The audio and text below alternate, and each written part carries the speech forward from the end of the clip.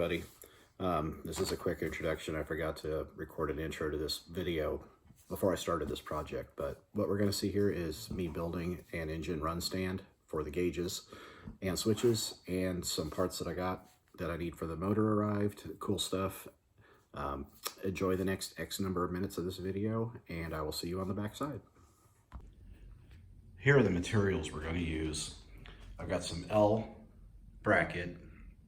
That's 1x48, 1 inch wide, and square aluminum tube. That's 1 inch, and I got 8 feet of that. And then we have some just flat aluminum for the face, for the gauge mounting, and probably use a strip of it just to brace in between the legs there. And this is gauge 26 gauge. The idea is to take the square tube, cut it in 4-foot sections, and then do a little pie cut at about 8 inches down, bend it at about 25-30 degrees so it folds over on itself, then mount a strip of this flat aluminum across it, and that'll give the gauges an angled surface so they'll lay back and you can see them. They won't be sitting straight up. And then for the feet, just use this L channel screwed into the square tube at, this is a 48 inches, so 2 feet wide each for the feet. That should be enough bracing to keep it from tipping over. I'm gonna go ahead and do the measurements on it and start the cutting and assembly of it. We'll see how this turns out. So this is the idea. I've got this first bar cut down into 2 4-foot sections, and I went 8 inches down from the top, and I'm starting pie cuts so I can fold it back over away from itself, and then we'll be able to strap the gauge mounting material in between and attach the feet.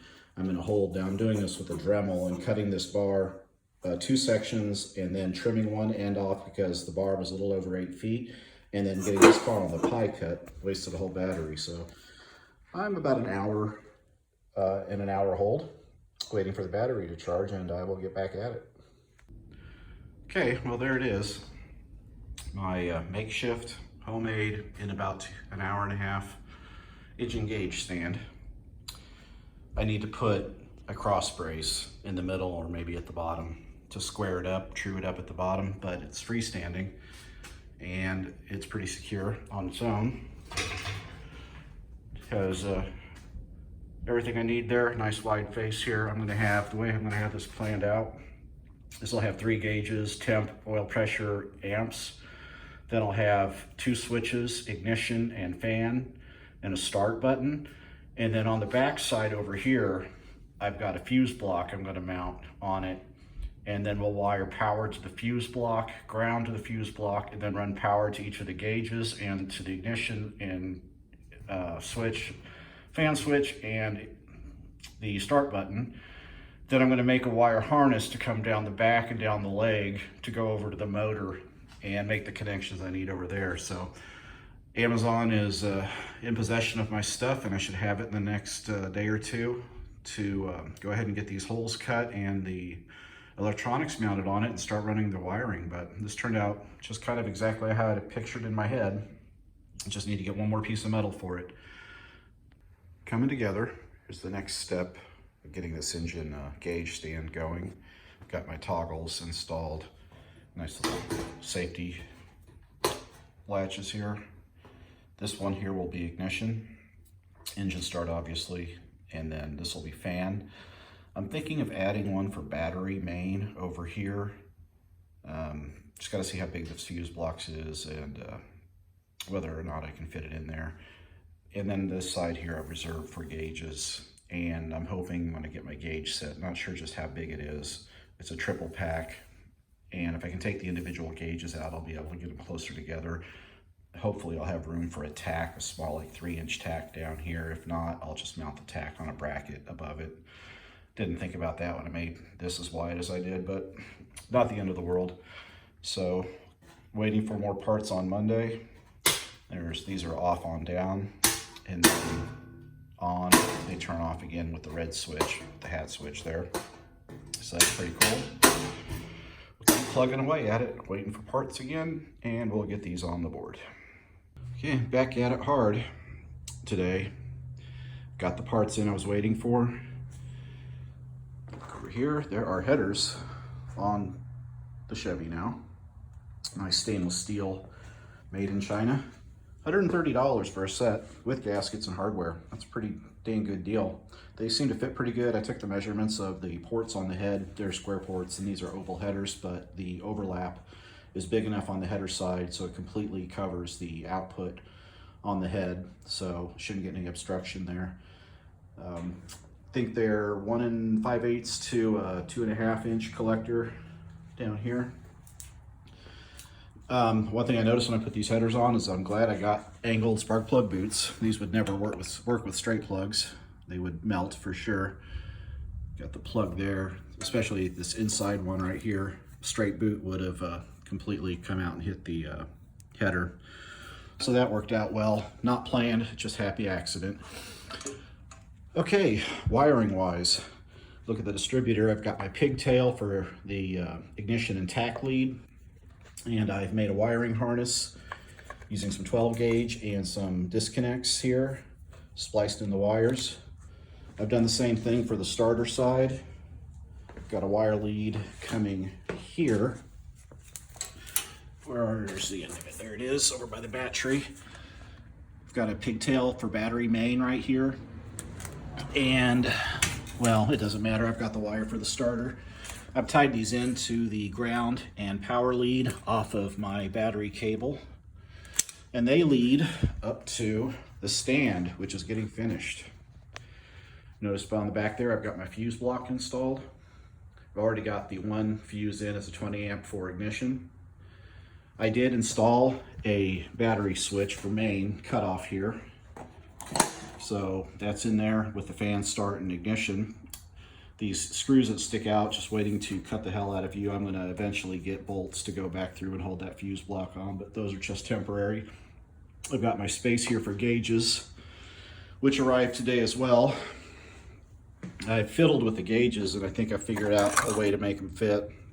Basically, I'm gonna put the gauges in without the faceplate on the front. They're 2-inch gauges. And then on the back, I'm just gonna flip the gauge bracket around and use it to hold the gauges into the stand. That's the next step. I gotta run to the hardware store and get a 2-inch hole saw so I can get these cut out and installed. And I measured them out and I'm gonna have plenty of room for a tack. So these 3 on the top side and then I'll have a tack mounted below. I've tested the starter lead out through my circuitry and it does work. It bumps the motor. I do want to do some upgrades to the wiring. These ring terminals that I've got on the toggle switch here are big, and the screws that came with these toggles are small, so I either need to get smaller ring terminals for 12 gauge or get a washer to put over that bolt, that nut right there. And other than that, everything's come together really clean. Happy with it. I'm going to keep plugging away at it, and we'll see what this finished product looks like here, hopefully in the next section of this video. Okay, here she is. It is 95% complete. The other 5% will be installing a tachometer and figuring out what's going on with this voltage gauge. I can't tell if it's bad. I have a dead short somewhere in the chassis and it's just not reading any voltage, but it is passing power through the poles I've tested on it, so I think the gauge is probably just bad. Doesn't matter, I don't need the volt gauge and the illumination. I can wire the illumination, but I just don't care about it. I'm not gonna run this at night in the dark outside of the car. Anyway, gauges are in. The system works. Battery toggle is hot. I have it plugged in right now. I went ahead and ran the lead to the starter down there. Show you the back of the stand. Get around to the back of the stand. This is how things look back here. This is the ignition switch, or I should say ignition hot to the coil. Starter switch. This will be the fan switch. That's the battery master there. I got the master ground and master power on the fuse block. I've got a 20 amp feeding the starter switch, 15 amp for ignition and fan, and I put a 10 amp in to run the gauges if I ever get those figured out. Like I said, I'm not too worried about that. The gauge lead, this black wire, is the hardwired temperature sensor we'll use it has an adapter for a small block Chevy manifold that I'll throw on. So I have my own temperature sensor, but we'll use that during the run-in. Then this lead right here that's coming off this, I need to put some green electrical tape on it. This is the tack lead. So when I get the tachometer, that'll reach over here and plug in. I just left it on this wire because this black-red combo wire is going over to the pigtail for the distributor. This black here is actually the green tack lead, and I'll label it appropriately. So that's all good. Go ahead and turn on the battery power here and bump the starter. And for the hit, flip battery off, power's dead. Do have to watch your hands around the back because that's where the hot lead is. I have a cover for the fuse block here I'll throw on when I'm all done wiring it. Then just zip tied wires down the leg of the stand as I wanted to keep it kind of neat and organized.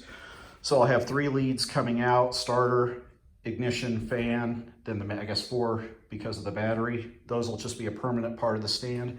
As I mentioned, I used these disconnects here. So all I gotta do, is unplug it, and I can put the stand away. Make sure I get this positive off the battery while it's not in use. Went about 95% complete and about 95% of what I had in mind. The hiccups are the voltage regulator. Got to figure that out if I care to. Anyway, so what is left for the starting preparation? I guess get a radiator stand and some hoses, because honest to God, that is what I'm down to. I don't know if I'm going to buy a stand. They're like $100 from Summit or what's the other place, Jags. I could build one like I built this, but with the cost of the aluminum and my time, it's probably going to be about the same. So that one I'll probably just go ahead and buy the pre-made stand and get a radiator and hoses, fill it up with water, fill it up with gas, and see if it runs. Thanks for watching. The next, hopefully within a week or two, will be another update on it with the radiator installation. And maybe in 2 weeks here, we'll have the grand finale, starting this thing and seeing what happens to it. Thanks for watching. Appreciate your time, and y'all have a good night.